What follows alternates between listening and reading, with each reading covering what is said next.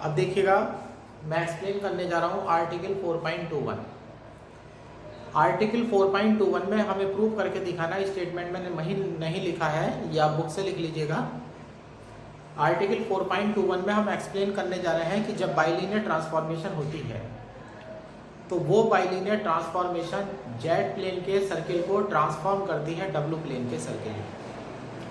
यानी कि bilinear transformation अगर आपके पास है और जेड प्लेन में सर्किल बना हुआ है तो वो डब्ल्यू प्लेन के सर्किल को ट्रांसफॉर्म कर देगी, और जो जेड प्लेन में सर्किल के इन्वर्स पॉइंट होते हैं उन्हीं इन्वर्स पॉइंट से डब्ल्यू प्लेन में जाकर के इन्वर्स पॉइंट प्राप्त होंगे। यानी कि सर्किल से सर्किल बनता है और इन्वर्स पॉइंट से इन्वर्स पॉइंट प्राप्त होते हैं। अभी पीछे एक्सप्लेन किया गया था कि यहाँ सर्किल में हमारे पास इनफाइनाइट रेडियस के सर्किल भी होते हैं। इनफाइनाइट सर्किल के रेडियस एक स्ट्रेट लाइन होते हैं। तो अगर आपका सर्किल से स्ट्रेट लाइन ट्रांसफॉर्म हो रही है तो ऐसे केस में जो सर्किल के इन्वर्स पॉइंट होंगे वो स्ट्रेट लाइन के सिमेट्रिकल पॉइंट हो जाएंगे। तो यानी कि आर्टिकल का रिजल्ट ये है कि अगर आप बाइलिनियर ट्रांसफॉर्मेशन यूज कर रहे हैं तो जेड प्लेन के सर्किल से डब्ल्यू प्लेन का सर्किल प्राप्त होगा और इन्वर्स पॉइंट से इन्वर्स पॉइंट प्राप्त होंगे। और यदि जेड प्लेन में सर्किल है और डब्ल्यू प्लेन में एक्स लाइन बन रही है, या जेड प्लेन में लाइन बन रही है, डब्ल्यू प्लेन में सर्किल बन रहा है, तो सर्किल के इन्वर्स पॉइंट ट्रांसफॉर्म हो जाते हैं हमारे सिमेट्रिकल पॉइंट में, जो लाइन के लिए सिमेट्रिकल होते हैं। यानी कि लाइन अगर हॉरिजॉन्टल है तो एक ऊपर हो जाएगा, एक नीचे हो जाएगा, और लाइन अगर एक वर्टिकल है तो एक लेफ्ट में हो जाएगा और एक राइट में हो जाएगा। जो मेन हेडिंग है वो थ्योरी का है, अब मैं इसे एक्सप्लेन करने वाला हूँ। सबसे पहले देखिएगा, सबसे पहले आपको प्रॉपर्टी बताई जा रही है कि जब कॉम्प्लेक्स प्लेन में होते हैं तो आप स्ट्रेट लाइन जो है इन्वर्स पॉइंट के लिए सर्किल जो है इन्वर्स पॉइंट के लिए किस तरह से लिखेंगे, और सिमेट्रिकल पॉइंट अगर होंगे तो किस तरह से लिखेंगे। सबसे पहले आपको यही एक्सप्लेन किया जाएगा। यहां देखिएगा, we know that mod Z minus P upon Z minus Q equal to k. यहाँ देखिएगा, mod Z minus P upon Z minus Q equal to k है। ये अगर के की वैल्यू 1 नहीं है तो ये सर्किल को रिप्रेजेंट करेगी, और जेड में से जो ऊपर पी और क्यू घट रहे हैं ये इसके इन्वर्स पॉइंट कहलाते हैं। और के अगर वैल्यू 1 हो जाती है तो ये सर्किल बनेगा और पी और क्यू जो है इसके सिमेट्रिकल पॉइंट हो जाएंगे।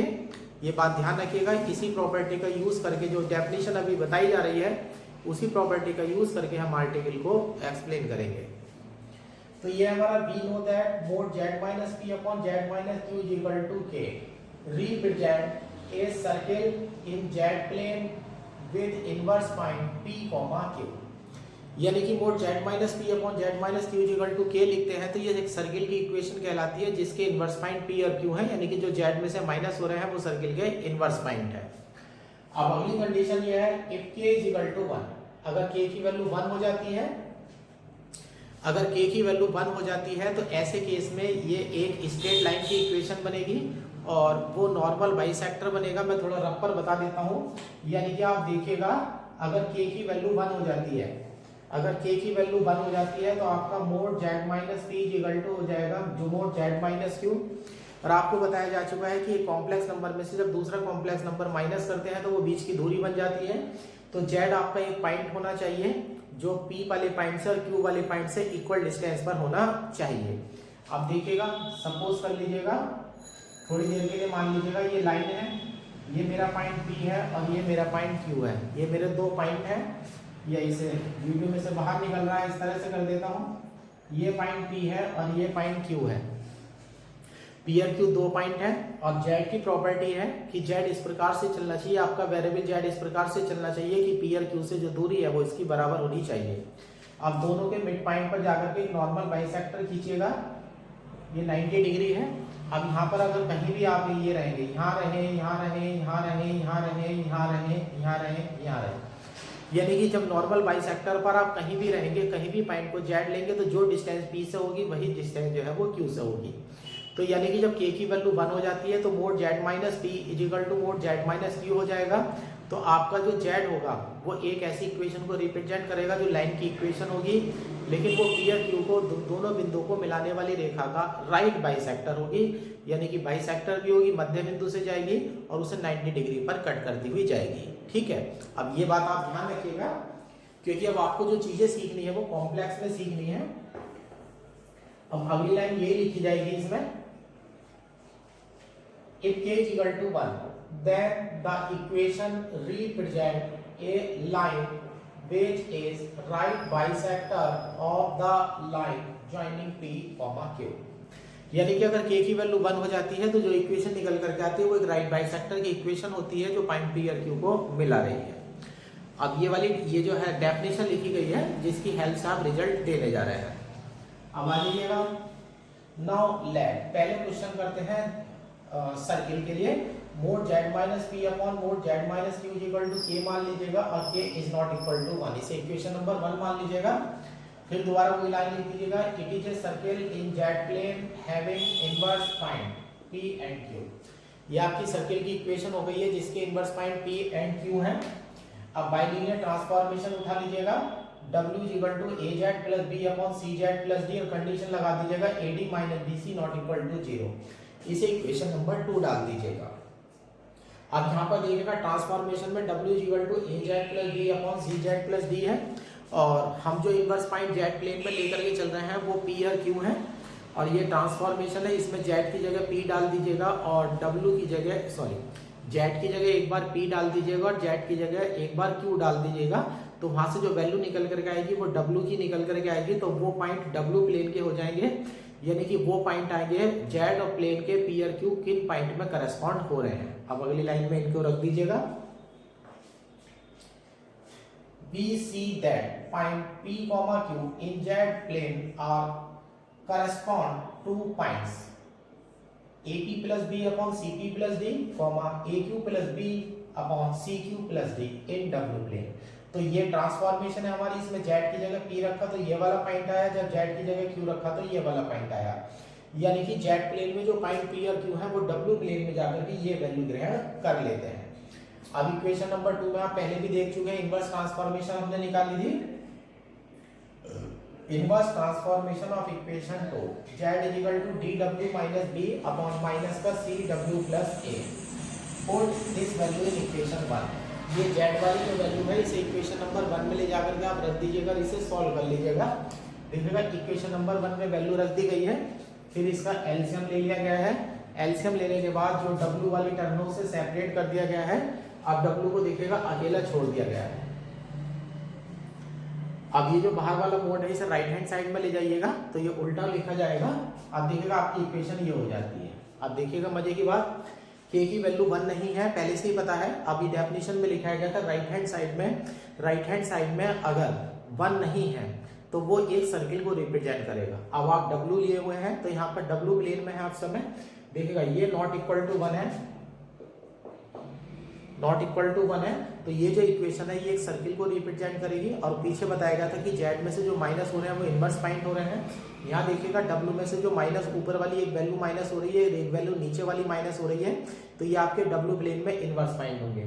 ऊपर वाला देखिएगा AP plus B upon CP plus D है और नीचे देखिएगा AQ plus B upon CQ plus D है। ये वही है जो इक्वेशन नंबर 2 में P और Q रख करके आए थे। तो यानी कि W प्लेन में भी सर्किल आ चुका है और इनवर्स पॉइंट से ये इनवर्स पॉइंट प्राप्त हो रहे हैं।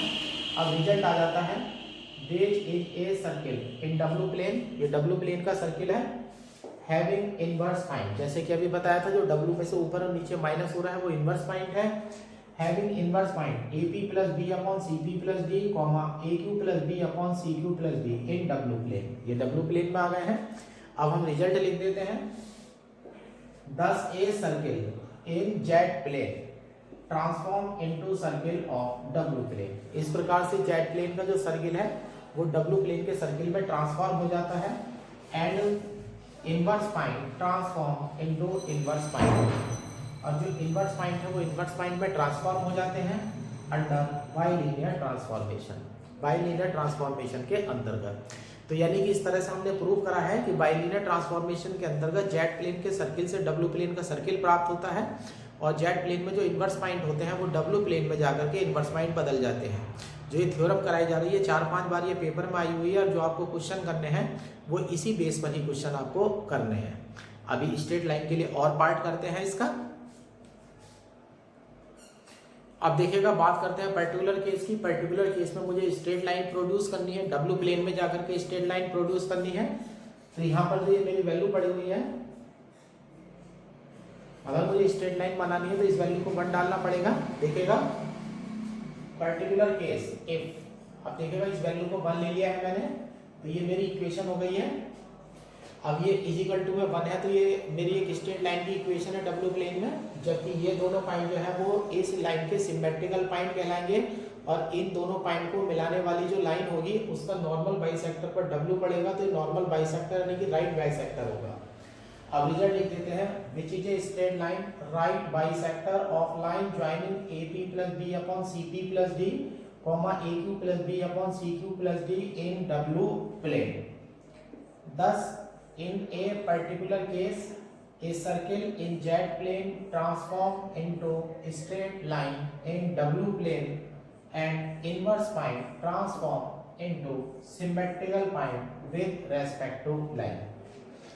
इस प्रकार से आपने देखा कि अगर जेड प्लेन में सर्किल है और वो ट्रांसफॉर्म होकर के डब्ल्यू प्लेन में सर्किल बन रहा है, डब्ल्यू प्लेन में स्ट्रेट लाइन बन रहा है, तो जो है उस ऐसे केस में इनवर्स पॉइंट जो है वो आपके इनवर्स पॉइंट जो है वो सिमेट्रिकल पॉइंट में कन्वर्ट हो जाएंगे।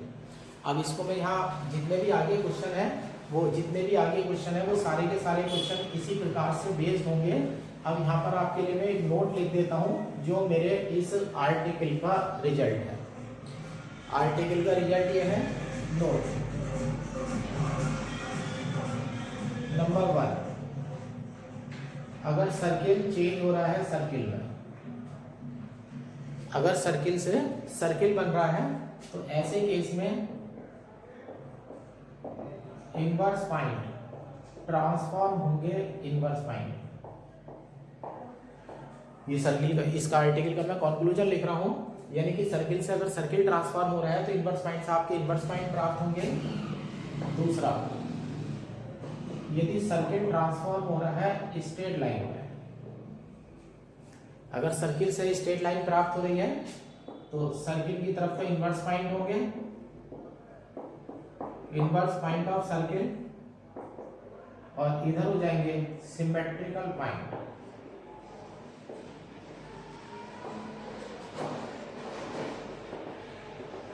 Symmetrical point of line. ये जो आर्टिकल एक्सप्लेन किया गया है उस आर्टिकल का कंक्लूजन यहाँ लिख दिया गया है, और इन नंबर 1 और नंबर 2 पॉइंट के कंक्लूजन के आधार पर ही, यानी कि इस आर्टिकल के आधार पर ही हम सारे क्वेश्चन इस एक्सरसाइज के करेंगे। इसमें इसी चीज़ का ही हर एक्सरसाइज में रोल होगा। जब हम क्वेश्चन करने जाएंगे तो स्टार्टिंग में थोड़ी सी प्रॉब्लम होगी 1-2 एग्जाम्पल करते समय, क्योंकि अभी बिल्कुल नई चीज़ है, लेकिन जब 2-3 एग्जाम्पल आप कर लेंगे तो आपको इसकी आदत पड़ जाएगी और आप इसकी चीज़ें धीरे धीरे जो है वो समझ में आ जाएंगी। पहले क्वेश्चन से ही आपको समझ में आ सकता है अगर आपको ये नोट पॉइंट याद रह जाता है, तो नोट पॉइंट आप याद कर लीजिएगा और इसी के बेस पर हम क्वेश्चन करना शुरू करते हैं। अब देखिएगा, मैं एग्जाम्पल नंबर 2 एक्सप्लेन कर रहा हूँ।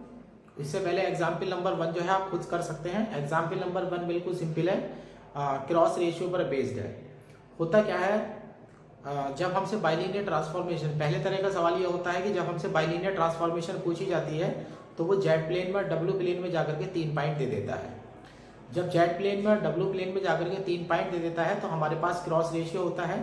जो हमने क्रॉस रेशियो कहा था कि बाइलिनियर ट्रांसफॉर्मेशन के अंतर्गत इनवेरिएंट रहता है, उसमें कोई फर्क नहीं पड़ता, यानी कि ब्रैकेट में Z1, Z2, Z3, Z4 equal to bracket W1, W2, W3, W4। ऐसे केस में आप जो 3 पॉइंट दिए जाते हैं उसमें से एक को Z1, एक को Z2 और एक को Z3 डाल देते हैं। डब्ल्यू प्लेन में जो पॉइंट दिए जाते हैं उनमें से एक को W1, एक को W2 और एक को W3 डाल देते हैं, और चौथा वाला जो पॉइंट है उसे जेड प्लेन में जाकर के Z डाल देते हैं, डब्ल्यू प्लेन में जाकर के W डाल देते हैं और क्रॉस रेशियो को खोल देते हैं और आपका उत्तर प्राप्त हो जाता है। इसी पर बेस्ड एग्जाम्पल नंबर जो है आपका 1 है, यानी कि वो सिंपल है, वो होमवर्क है। अब एग्जाम्पल नंबर 2 भी इसी तरह से है, लेकिन एग्जाम्पल नंबर 2 में एक पॉइंट जो दिया जाएगा वो इनफाइनाइट दिया जाएगा, और आपको पता है इनफाइनाइट माइनस नहीं करते हैं, तो इसके लिए जो है मेथड जो है वो बदल दिया जाता है। अब मैं देखिएगा क्वेश्चन पहले आपको एक्सप्लेन करता हूं। फाइंड द बाइलिनियर ट्रांसफॉर्मेशन, आपको बाइलिनियर ट्रांसफॉर्मेशन बतानी है which transform the unit circle mod z equal to 1, जो unit circle mod z equal to 1 को रूपांतरित करती है into the real axis in such a way that the point z is equal to 1 I minus 1 are mapped into the point w is equal to 0, 1, infinite।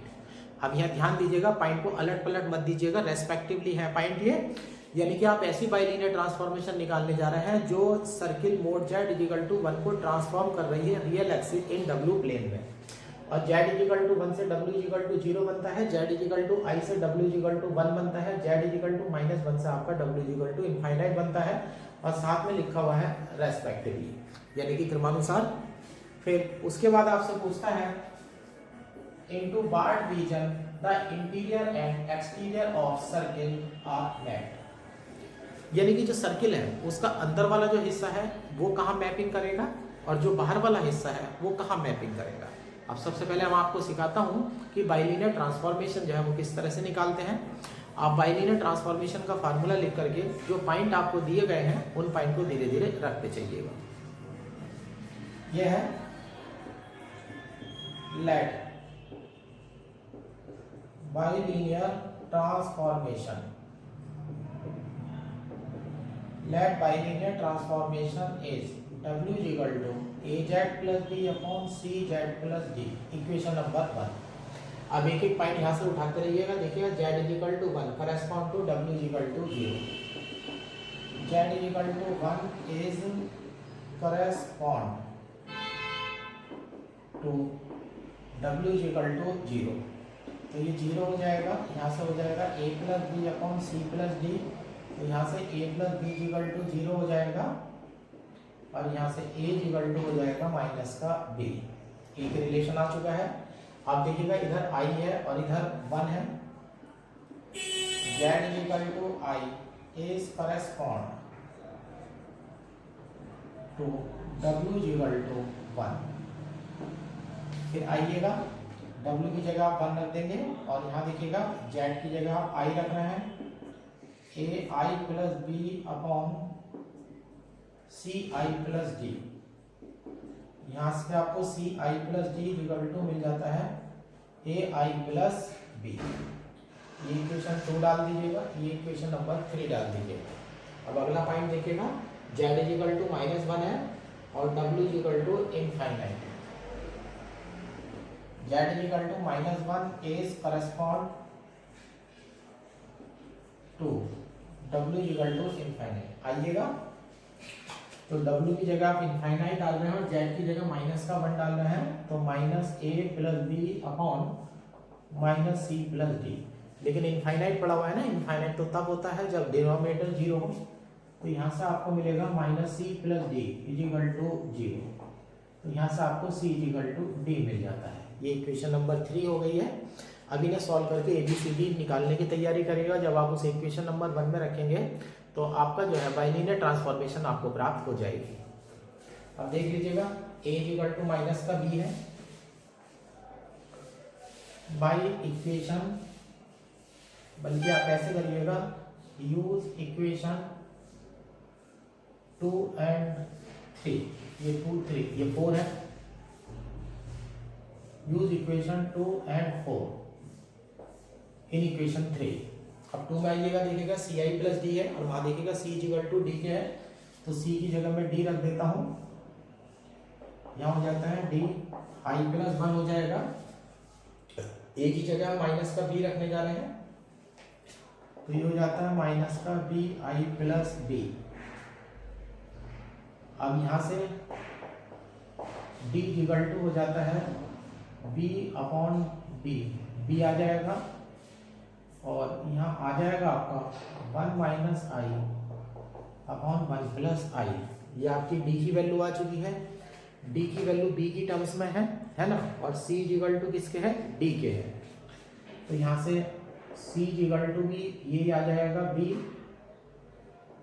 1 minus i upon 1 plus i, by equation 1। Equation 1 में आप चलिएगा, W equal to, आप यहाँ देखिएगा ए Z plus D है, अब यहाँ a equal to minus का b है, तो ये हो जाएगा माइनस का बी जेड प्लस बी हो जाता है, c की value b 1 minus i upon 1 plus I Z हो जाती है, और प्लस b की वैल्यू भी 1 माइनस आई अपॉन 1 प्लस आई हो जाती है। अब यहाँ पर देखिएगा b कॉमन आकर के कट जाएगा, ऊपर हो जाता है 1 माइनस जेड, और नीचे देखिएगा ये जेड प्लस 1 हो जाता है, और ये कॉमन आ जाएगा तो ऊपर 1 प्लस आई अपॉन 1 माइनस आई आ जाएगा।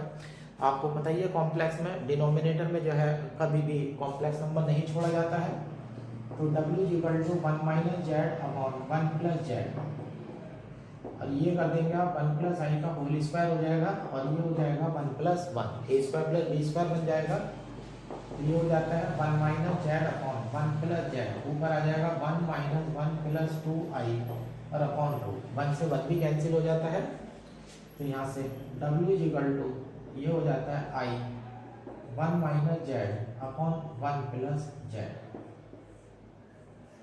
ये आपका आंसर आ चुका है, ये आपका आंसर आ चुका है w equal to i 1 minus z upon 1 plus Z.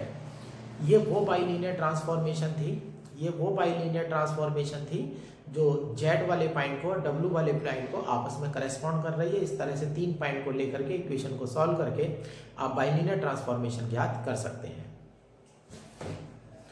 अब इसे आगे चलते हैं। क्वेश्चन के लास्ट में पूछा गया है कि जो ट्रांसफॉर्मेशन है, अभी हाँ क्वेश्चन अभी बाइलिनियर ट्रांसफॉर्मेशन आई है, लेकिन बाइलिनियर ट्रांसफॉर्मेशन के बाद हमसे ये पूछा गया था कि जो circle mod z equal to 1 है, उससे जो w प्लेन में बन रही है वो रियल एक्सिस बन रही है। अब मैं आपको दिखाने वाला हूँ कि रियल एक्सिस कैसे बनेगी। अब इस समय w इक्वल टू पड़ा हुआ है, आप इसमें सॉल्व करके इनवर्स ट्रांसफॉर्मेशन निकाल दीजिएगा, यानी कि z इक्वल टू प्राप्त कर लीजिएगा। अब क्वेश्चन में आगे बढ़ते हैं।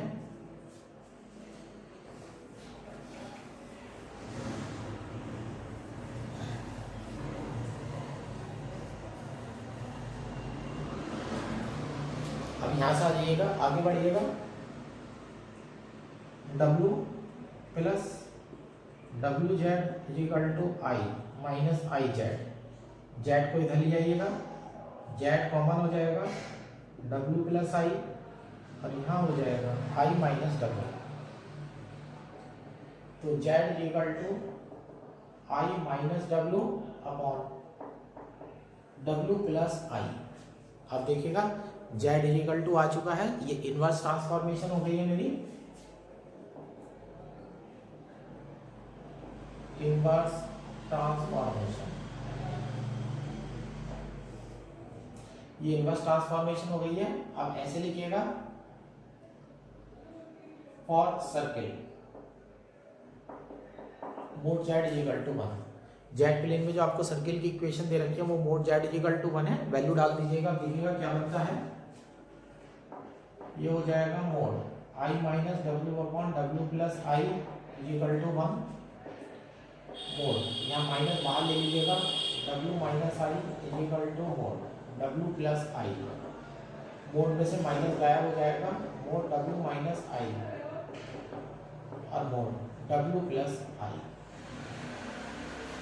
अब देखिएगा जैसे कि मैंने पीछे वाले आर्टिकल में भी एक्सप्लेन करा था, w minus I equal to W plus I है, तो w प्लेन में जब आप चलेंगे तो w जो वेरिएबल है वो इस प्रकार से रन करना चाहिए, इस प्रकार से चलना चाहिए कि i और माइनस पाई आई से जो डिस्टेंस है उसकी वो इक्वल होने चाहिए। अब मैं इसको डायग्राम के अकॉर्डिंग सिखाता हूँ।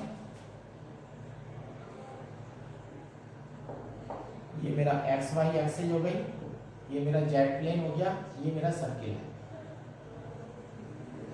सर्किल हो गया mod z equal to 1, circle mod z equal to 1 है, जेड में से जो घटता है वो सेंटर होता है, तो सेंटर इसका ओरिजिन हो गया, और राइट हैंड साइड में रेडियस होती है, इसकी रेडियस 1 हो गई है, ये हो गया है।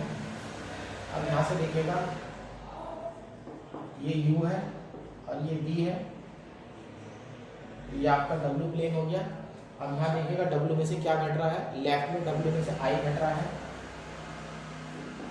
ये पॉइंट i हो गया। इधर देखिएगा w में से माइनस आई घट रहा है, तो यानी कि इसे ऐसे पढ़िएगा w minus I equal to mod w minus I. अब एक तरफ w में से i घट रहा है, दूसरी तरफ w में से माइनस आई घट रहा है, तो आपका w इस प्रकार से चलना चाहिए कि i और माइनस आई वाले पॉइंट से इसकी डिस्टेंस इक्वल होनी चाहिए। ये आई हो गया, इसके नीचे इतनी ही डिस्टेंस पर पॉइंट माइनस का आई हो जाएगा।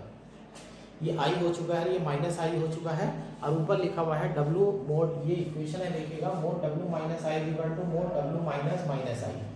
फिर दोबारा बता देता हूँ, जब एक कॉम्प्लेक्स नंबर में से दूसरा कॉम्प्लेक्स नंबर घटता है, मोड लिया जाता है, तो दो बिंदुओं के बीच की दूरी बनती है। अब डब्ल्यू इस प्रकार से चलना चाहिए कि आई वाले पॉइंट से माइनस आई वाले पॉइंट से इसकी डिस्टेंस इक्वल होनी चाहिए। देखिएगा रियल एक्सिस प्राप्त हो जाएगी आपको यू वाली। इस रियल एक्सिस, ये रियल एक्सिस जो है बिल्कुल बीच में है। अब यहाँ से आई की डिस्टेंस, यहाँ से माइनस आई की डिस्टेंस कहीं भी अगर है तो आप इक्वल रखेंगे, यानी कि आप इन बिंदुओं के बारे में सोचिएगा जिन बिंदुओं पर मैं निशान लगा रहा हूँ, ये इनमें से कोई से भी पॉइंट को डब्ल्यू ले लीजिएगा, तो यहाँ से डिस्टेंस और यहाँ से डिस्टेंस इक्वल हो जाएगी। तो ये रियल एक्सिस तैयार हो गई है, विच इज रियल एक्सिस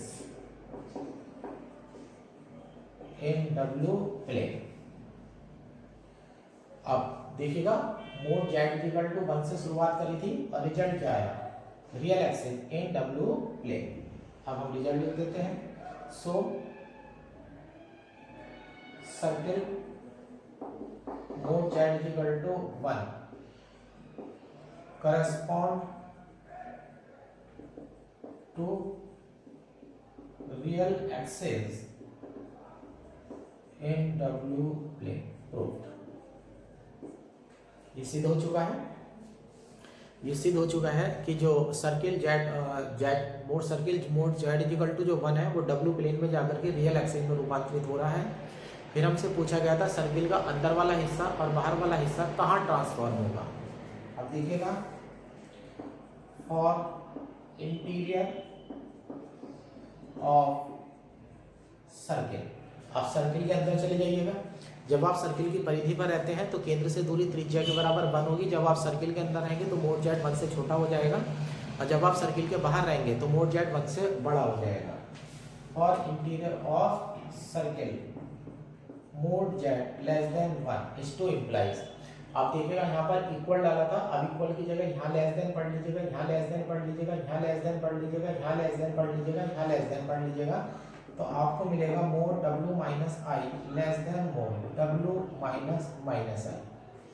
अब इस वैल्यू को ध्यान से देखिएगा, डब्ल्यू माइनस आई। अब डब्ल्यू इस प्रकार से होना चाहिए कि आई वाले पॉइंट से जो डिस्टेंस है वो छोटी होनी चाहिए, और माइनस आई वाले पॉइंट से जो डिस्टेंस है वो थोड़ा सा बड़ी होनी चाहिए।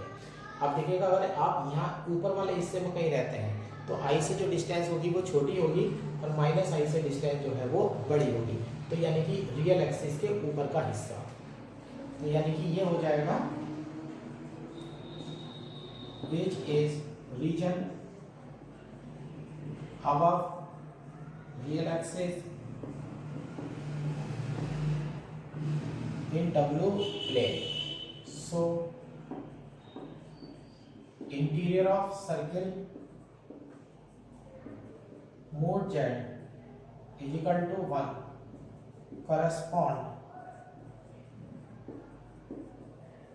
correspond to region above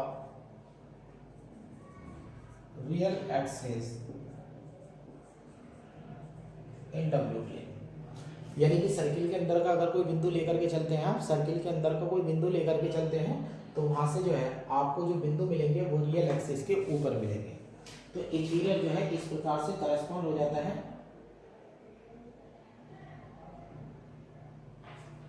अब देखिएगा, दूसरा लेते हैं, एक्सटीरियर लेते हैं। अब इसका उल्टा लिख दीजिएगा, for exterior of circle mod Z is equal to 1 is to implies mod Z greater than 1। अब सर्किल के बाहर जा रहे हैं आप तो मोड जेड की वैल्यू 1 से बड़ी हो जाएगी। सिमिलरली कर दीजिएगा, अब आपका रिजल्ट मिलेगा mod W minus I greater than mod W minus minus I. अब आपका डब्ल्यू इस रीजन में होना चाहिए, डब्ल्यू इस प्रकार से होना चाहिए कि उसकी आई से जो डिस्टेंस है वो बड़ी होनी चाहिए, और माइनस आई से जो डिस्टेंस है वो छोटी होनी चाहिए। जब आप रियल एक्सिस पर थे तो डिस्टेंस दोनों तरफ से इक्वल बैठ रही थी। अगर आप ऊपर चले जाते हैं तो आई से डिस्टेंस छोटी हो जाती है, माइनस आई से बड़ी हो जाती है, और अगर आप नीचे चले जाते हैं तो आपकी जो डिस्टेंस है वो माइनस आई से छोटी हो जाएगी और आई से जो है बड़ी हो जाएगी, यानी कि पॉइंट ऑफ रियल एक्सिस के नीचे आएंगे। यह है विच इज रीजन